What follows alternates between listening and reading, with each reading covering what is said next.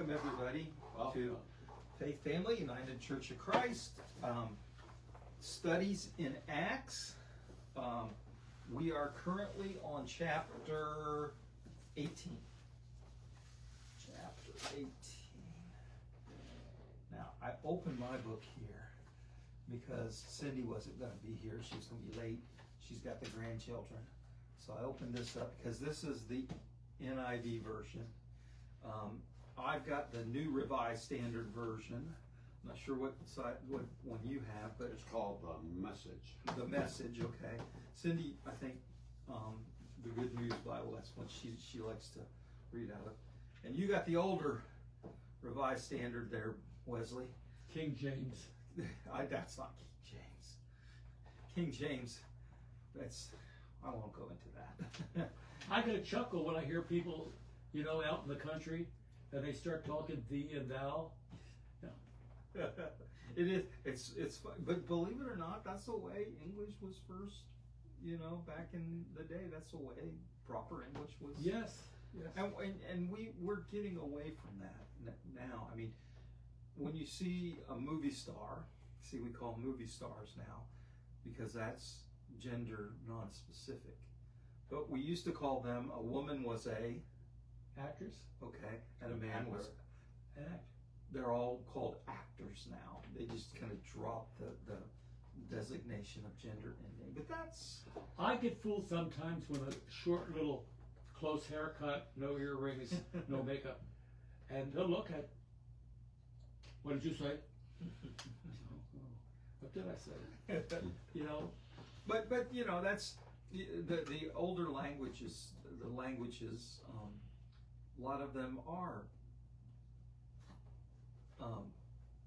gender specific endings.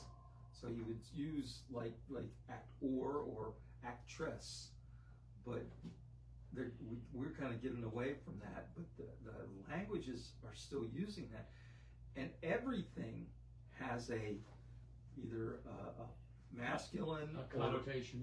A masculine, feminine, or no ending, neuter ending. Everything. Book. Hello, folks. No, book. Yeah. The word for book, is it masculine or feminine? Well, you have to know the word book. Like in German, they use die or das or der. So that's like the beginning. That's like but you have to make that match the ending of the word to make it masculine, plural, or masculine, feminine, or neuter. And we just don't do that anymore. And I don't have a problem with that. Do you have a problem with that? No. I think because what difference does that make? And I like the fact that a lot of people nowadays are calling themselves they, them, and that's fine with me, because that's just an inclusive kind of language. So I don't know what. Did you ever hear that's grammatically challenging for me? Yes, it is. All these years. Yes. So did you ever hear people on the podium when they first step up? They don't say hello, gentlemen. They hello, folks. Yeah. It's a colloquial, and it's local, and it's neutral. It's all inclusive. All inclusive. Yep. And that's the important part, the inclusivity. Okay, so I killed enough time there. 4 minutes. I was trying to figure out how that ties in. Yeah, it did. It did. I'm sorry, but that's okay. I figured it was coming. Paul in Corinth. I did go to Corinth once. Interesting story, if I may. What's so special about it? What did you see back then that still might be the same today, or not? It's just where it is. It's on the very tip of Greece, and so it in the Mediterranean was the world back then. Mm-hmm. And so here you got this island and that's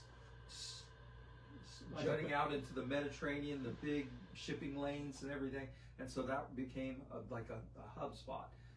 If people were going from east to west, they'd stop in Corinth and they'd sell some of their stuff there, and then they would continue on, and going the other way, they'd do the same thing. So it became this huge kind of middleman between where people were going. And then it's got something really interesting, because the winters in the Mediterranean are really bad. And what will happen is they'll have lots of, of course, back then the ships were a lot smaller and they could get, Made out of wood. sunk a lot easier. So what they would do is they would pull into Corinth, and they would actually drag the ships across the little isthmus there, because Greece comes down, then it comes to a little smaller point, and then it widens out again, and then you got the islands that come off of it. So nothing could wash the ship away.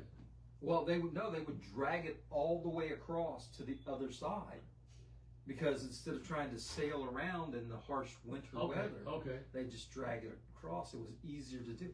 Now they have this huge canal dug.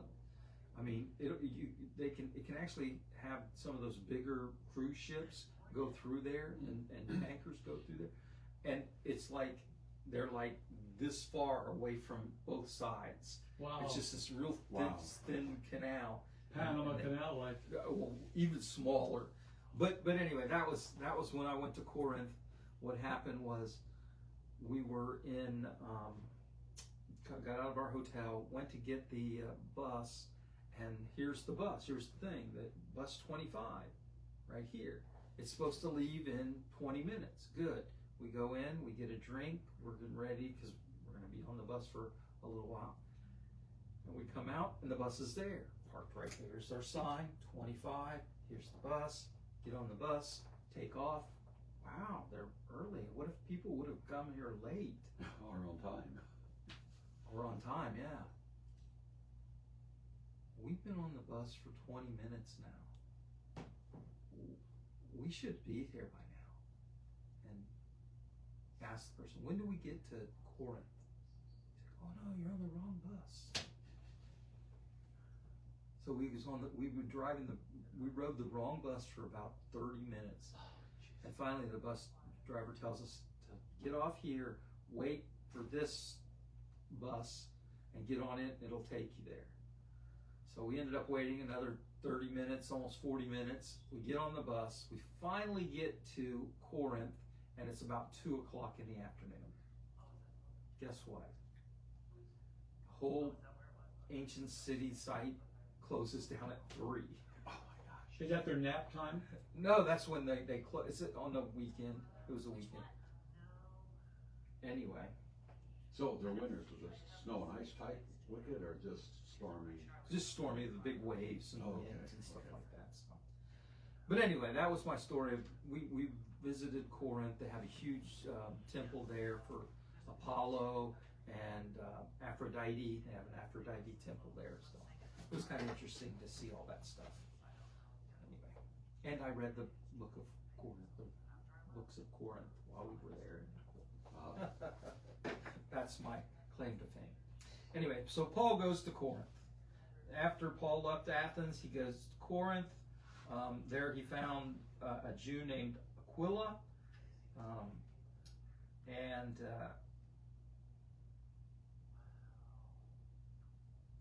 he comes in. He went ahead of Silas and Timothy. And I always thought this was interesting. Silas and Timothy. Where do we see those names anywhere else in the Bible? I recall hearing them before. The books of that supposedly Paul wrote,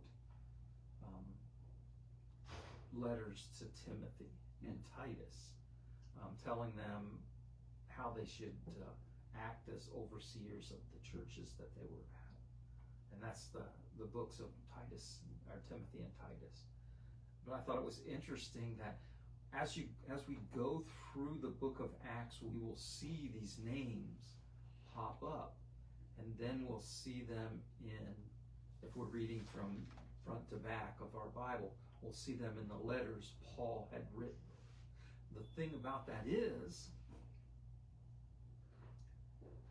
most of the letters that Paul wrote, well, all the letters that Paul wrote, and some of the ones that they claim he wrote, but was probably either by his disciple or some people trying to give credit to their writing down the use the names that we'll see here in Acts. So, but they were, you got to remember, they were written first. And so when Luke puts them into his account of Acts, we go, that's why that letter, that's what this letter's about, and we see their names. And so it's like one of the things that Luke was doing was, first of all, he wrote the gospel according to Luke to tell the story of Jesus in a way that Gentiles could understand it. And then he writes Acts to explain, why do we have all these letters? Paul isn't in any of the Gospels. Why is Paul writing these letters? What does Paul... And so the book of Acts, it kind of explains all of that and the names, why these names appear. So I thought that was interesting. There are other books called Acts. There's the Acts of Peter. There's one called, I can't remember now. But there are other books that are kind of like this, that tell the story, the narrative, or the actions of a certain apostle.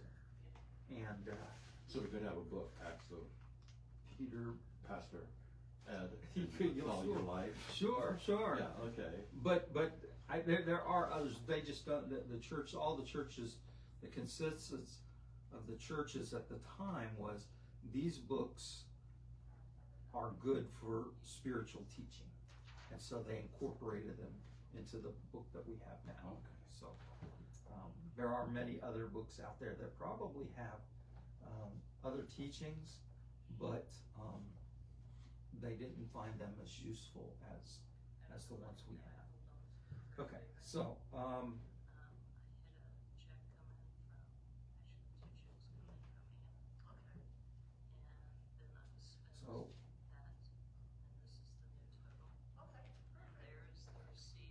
Paul and Silas come to Corinth.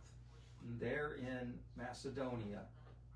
They came from Thessalonica. Remember, we talked about that last week. I know you weren't here, Joe. And Thessalonica, we learned, was more noble than, or the Bereans were more noble than the Thessalonians.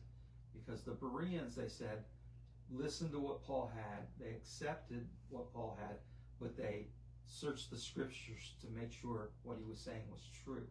So they were a more noble character. When they first went to Thessalonica, they didn't believe him. They didn't, and the people in the synagogue were rejecting him. And that's the important thing. And that's, here I go again. I give you a little bit of sneak peek into my sermon. That's the important thing that we need to realize is the first Christians were Jews. The concept of what Jesus was teaching was, hey, you guys are doing it wrong. This is the way you should do it. And so Jesus never went to the Gentiles and preached to the Gentiles. He preached to the Jews. He said that you all need to fix this. And that's what the first Christians were doing. They were fixing. Where do you fix it? Do you sit outside the synagogue with your bullhorns and shout, hey, you're doing it wrong, you're messing things up? No. They went inside the synagogues and they taught what Jesus taught them from their scriptures, from this Old Testament. So you can see it's not a different religion at first. It's not a different religion. It's kind of the Reformation for the Jewish church. So the Christians were trying to reform the the Jewish religion. And then we see that again 1,500 years later, right? When the Reformation came about. Martin Luther and several other that were in the Catholic Church said, you guys are doing it wrong. And they tried to reform the Catholic Church. And what they ended up doing was making Protestantism. And so the question is, today, do we need to say, you're doing it wrong? And I think we as our church kind of does, saying some of the things you're doing is not what Christ taught. And we look at that, and a lot of times we want to say, you're not a Christian because you believe this, or you're not a Christian because you're not doing this. But what does that do? That puts that divide. And Right. instead of reforming the church, bringing people back to doing it the way Christ wanted us to do, we end up making another division. So, Well, it's like we say, we're inclusive. yes, And someone else says, I can't be inclusive, and so they say, we're not gonna be part of you. yes, And they stay where they are or go in another direction. that's different. Does that mean that? And that's where we come in. We need to invite them. I mean, not say, please come to our church or anything Right. like that, but say, you are welcome to come to our church. Correct. We don't agree with what you think because we base it on love and compassion. That's the foundation of Christianity, is this love and compassion. And when people want to go away from that, then they're going away from Christ. They're going away from what we're supposed to be doing in the world as Christian. And but that doesn't mean we don't still invite those people back, because maybe from our actions of caring for each other, loving each other, they will change their point of views, their ideas of what Christianity is about. I mean, this whole Christian nationalism thing, this is I won't say scary, but this is what happens when you try to make people have morals, make people do, and then it's not about love anymore. It's about enforcing the rules, and that's not what Jesus was about. If you just all you have to do is read one of the Gospels, and you can see he kind of bucked the rules to because it wasn't about the rules. It's about people. It's about loving God and loving people, not about following the rules. And so when Paul goes to these places, the first place he goes is to the synagogue, and he tells them the way they are. He explains to them what he understands from the scriptures and how the Christ is the promised one, and they can either accept it or reject it. But he doesn't condemn them or picket them or protest them or pass out flyers in the parking lot saying, don't go to this church anymore, and stuff like that, which I think is a worldly thing to do.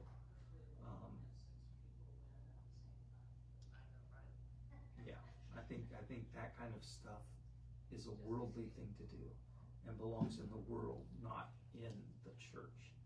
Then I gotta kind of explain myself a little bit here. I'm not saying that we should not have protests. I'm not saying that we should not sign petitions, because where are those protests aimed at? Creating awareness. Well, two things: creating awareness that, hey, our government is screwing up, and it's aimed at the government. We see you. We know that what you're doing is wrong, and we're telling you it's wrong. But that's not being part of the church. You see, the church is going to take care of its people and the people around it in this community. They're going to care for that no matter what the government says. Even if the government outlaws it, the church is still going to take care of the people, because that's what the church is Until the about. government comes into your church. Until the government comes into your church. Then we got a problem. And then what is what is Christian nationalism? That's the government trying to merge the government and the church, and it's never worked. It's never worked. It's got to be an individual thing where you, in your heart, decide that you want to love, and not you want to enforce some set of rules. And unfortunately, a lot of churches have come to that point where, oh, we love you, we love you, we love you. These people just don't get it. So now we're going to start forcing them to live the way we think they should live. And that's not the church, and that's where Christian nationalism leads to, But I just wanted, my point of that whole thing was that he didn't protest who they were, the church, because it was began by God. So he didn't protest, he didn't go into try to destroy synagogues and anything like that. He went to them to reason with them out of love, and not out of saying you're wrong. And if anything, this is the crazy thing about it. When you look at it, they were mostly Jews, Christian Jews, going into these synagogues, and they were believing that Jesus was the Christ. What they've been waiting for all these years has finally come, and they're trying to convince people of it. And guess what? They're like, we ain't having it. Out. And they got kicked out of the synagogues. What does that sound like? People that in the church that are doing something different than what the church says they're allowed to do, and they're kicking them out, excommunicating them, right? And it's like, didn't we learn anything? Why aren't we listening to these people or having a dialogue with these people whose ideas are different? You have to ask yourself, why are they thinking a little bit differently? Well, because they're looking at the issue from a different angle. Here's what we grew up, and this is the way we see things, but they grew up this way, and they see things this way. So does that mean that we're trying to do something different? No, we're still trying to get to the same goal. We're just coming at it from different angles. So we need to have a dialogue to help each other get to that goal, instead of just saying, oh, you need to get out of here. My way or the highway. Yeah, exactly. So, and you can see the first Christians weren't like that. They worked from within, trying to convince people about the Christ. Okay. Verse 6. No, Paul's leaving. Okay, so here's the thing. Verse 6 says, when they opposed and reviled him, in protest he shook the dust off of his clothes, and he said to them, your blood be on your own heads. I am innocent. From now on I will go to the Gentiles. So this is kind of the point where Paul says, you guys just won't listen anymore. I'm going to have to go to the Gentiles and tell them about this wonderful thing that's come through your heritage. The Jews were the ones that brought about the Christ, and now they've rejected the one that's come. So we're going to take it to people that will listen to it. Now the problem is, and we see it starting here, and Luke uses it quite a few times, and the Gospel of John uses a lot of times the idea of the Jews. When we read the Jews in any of the Gospels or in the book of Acts here, it's not talking about the Jewish people as a whole. It's talking about the leadership that is controlling the people and forcing them to believe and to act a certain way. So it's more at the leadership than it is the people. It would be like today we have a lot of complaints and negativity towards the police. But we all know that not all police officers are, and you've heard it many times, oh, it's just a few that give us all a bad name. Well, that's kind of what happened here. And unfortunately, what happens is when we have this split, okay, the Jews aren't going to change, and so Paul goes to the Gentiles. Now the Gentiles, and this is the Christian church now over here. But what we see is this negative ideas don't get transmitted that way. So now all these people are saying the Jews are bad. All the new Christians that didn't grow up in Judaism are demonizing all the Jews. And so anything Jewish is bad. Well, what's Jewish? The Old Testament. So we don't really go to the Old Testament. As a matter of fact, there was a I don't like the word, but a heresy where they taught that there were two gods. One created the world, and the world was not good, and then one was spirit God.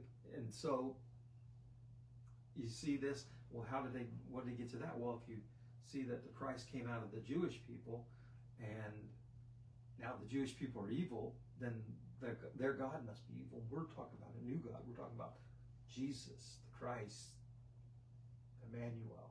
God is with us. He's the new God. And so what happens then is the Christians lose any of their Jewish heritage, any of their Jewish thoughts, and they take everything to be literal in the Bible. Everything is literal. But if you study the Jewish history, especially what they call Midrash. Midrash is basically taking an Old Testament story and giving it different names, putting it into a modern context, and telling the story. That's what Jesus did. Told parables, told stories. Doesn't necessarily mean it's true. It's just using the old stories to, and so we see a lot of that in the Gospels, where they're taking old stories and giving them new names and linking them to what happened with Jesus. And so, but that's a story, just like a parable's a story. So the whole of the Gospels doesn't need to be historically true, based in facts. There was this blind man named Bartimaeus. Well, was there really a blind man named Bartimaeus? Or is he telling a story and just giving the guy a name? You see what I'm saying? Does that make sense? So when we go to the New Testament and we read something, if we're not in a Jewish state of mind, we take things to be literal. And that's unfortunate that we do that nowadays, because we take the book of Revelation to be literal. There's going to be an Antichrist, and he's going to rise up, and he's going to do all this stuff. And they've had a whole series of books about that from the guys up in Liberty University. The professors up there wrote a whole series of books making what happens in Acts literal things that are going to happen in our world. But that's not the case necessarily. A lot of it is metaphoric. A lot of it is symbolism. And so when we read the New Testament, we need to remember, one, everybody that wrote in the New Testament was pretty much Jewish or had a Jewish background. And so when they're writing, that flavor's going to come out in the writings. And so we can't just turn away from the Jewish people and their history and their Bible and their understanding and what they've done. We need to incorporate that into our understanding. Does that make sense? Yes. Okay. I'm done preaching. So, and that's what Paul does here. He leaves the Jewish people, and he finally goes to the Gentiles.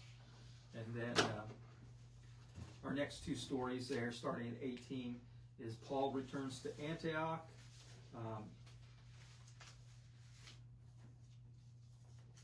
He had a discussion with the Jews. That's interesting.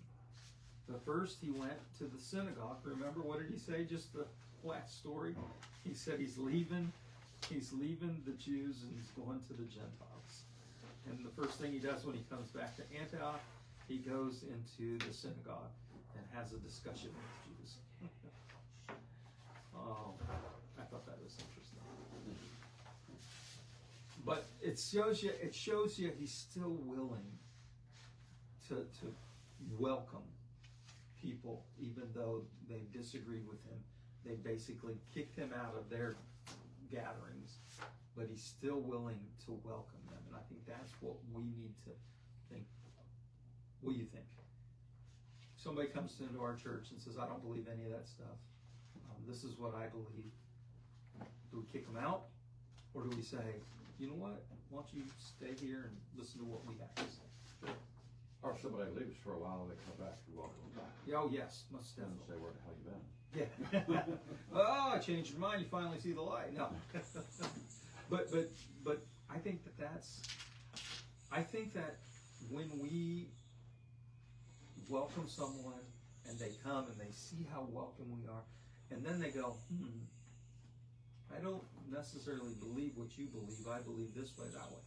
And you're like, well, that's, we try to view the Bible through a lens of love, first and foremost. Everything in there has to reflect love. And if they can't accept that and they leave, sorry for them. I hope that they finally do. And when they do come back, I think our accepting of them, showing them love, showing them that we're not going to argue with them to like change their mind, but we're going to encourage them to continue on their spiritual growth. I think those kind of things, when people leave here, if they truly are seeking and they don't find what they want, they come back to us because that is something that people want, that are truly seeking a religious life, a spiritual life. Okay. So then we have the final story here in 18, the ministry of Apollos.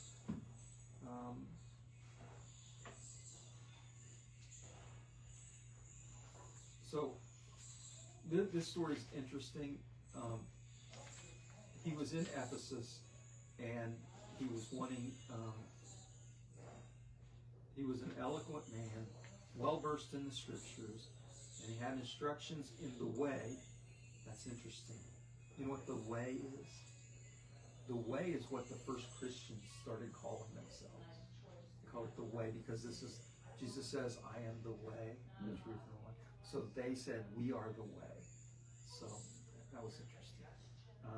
He was instructed in the way of the Lord, and he spoke with a burning enthusiasm and taught accurately the things concerning Jesus. Though he knew not the baptism of John, but he only knew the baptism of John, he began to speak boldly in the synagogue. So Priscilla and Aquila take him, and they explain to him, and they basically make him a disciple of theirs, and explain to them about the baptism of the Holy Spirit. In other words, immersing yourself in the spirit of love and compassion. And they teach him. And the fact that Jesus was the Messiah. So that's important.